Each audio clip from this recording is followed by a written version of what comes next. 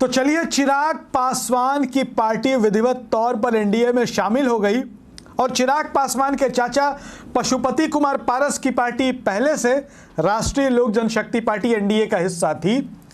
पशुपति कुमार पारस केंद्र की नरेंद्र मोदी सरकार में मंत्री हैं, लेकिन अब सवाल पैदा होता कि आखिर ऐसी कौन सी डील हुई और कितनी सीटें चिराग पासवान को मिलेंगी, कितनी सीटें पशुपति कुमार पारस को मिलेंगी।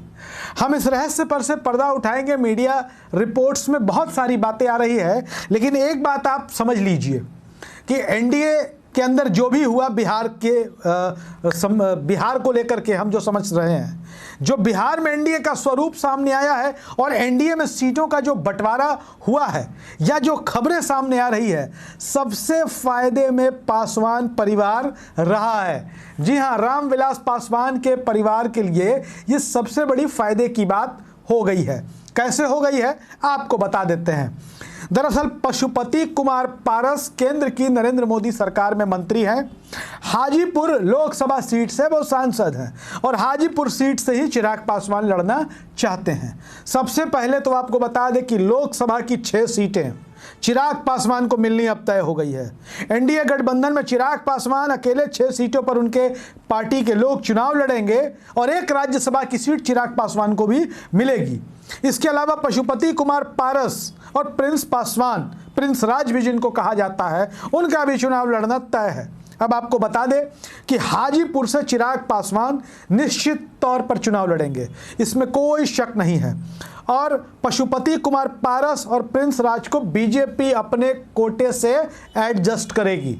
संभव है कि चिराग पासवान के चाचा पशुपति कुमार पारस की जो पार्टी है आरएलजेपी, राष्ट्रीय लोक जनशक्ति पार्टी, उसका विलय बीजेपी में हो जाए और प्रिंस पासवान, पशुपति कुमार पारस ये दोनों बीजेपी के सिंबल पर ही चुनाव लड़े। समस्तीपुर से चुनाव लड़ेंगे प्रिंस राज, ये भी तय है, और चिराग पासवान भी चुनाव लड़ेंगे हाजीपुर से, ये भी तय हुआ। अब बता दें कि पशुपति कुमार पारस का क्या होगा। पशुपति कुमार पारस किसी नई सीट से चुनाव लड़ सकते हैं अथवा बीजेपी की ओर से राज्यसभा भी जा सकते हैं। पशुपति कुमार पारस का मान सम्मान भी बरकरार रहेगा, बीजेपी ने यह फॉर्मूला निकाल दिया है। अब इसके अलावा आपको बता दें कि जमुई सीट से कौन चुनाव लड़ेगा, तो आपको जानकर हैरानी होगी कि जमुई सीट से चिराग पासवान के बहनोई अरुण भारती उर्फ अरुण पासवान चुनाव लड़ सकते हैं। जी हां, चिराग पासवान के बहनोई अरुण पासवान जमुई से चुनाव लड़ सकते हैं। तो देखिए, नरेंद्र मोदी देश के प्रधानमंत्री और बीजेपी लगातार परिवारवाद पर हमला बोलती है, लेकिन अब जो खबरें हैं, पशुपति कुमार पारस भी सांसद बने रहेंगे, प्रिंस राज भी लड़ेंगे, चिराग पासवान भी लड़ेंगे। चिराग पासवान के बहनोई अरुण भारती उर्फ अरुण पासवान जमुई से चुनाव लड़ेंगे लोकसभा का, और राज्यसभा की एक सीट लोजपा को दी जाएगी। और चिराग पासवान की माताजी रीना पासवान का नाम सामने आ रहा है कि वो राज्यसभा जा सकती हैं।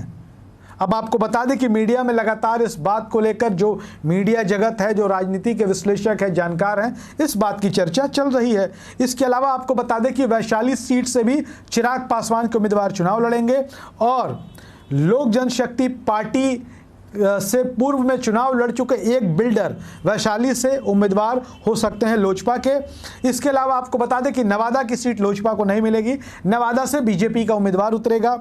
और एक चर्चा जो चल रही है सिवान की, सिवान सीट को लेकर के सस्पेंस है कि सिवान सीट लोजपा के कोटे में जा सकती है। पिछले दिनों चिराग पासवान ने सिवान के पूर्व सांसद शहाबुद्दीन के परिवार से मुलाकात की थी और उसके बाद से कई तरह के कयास लगाए जा रहे थे और एक बार फिर से सिवान लोकसभा सीट का जिन्न निकलकर सामने आ गया है कि सिवान सीट संभवतः लोजपा के कोटे में जा सकती है।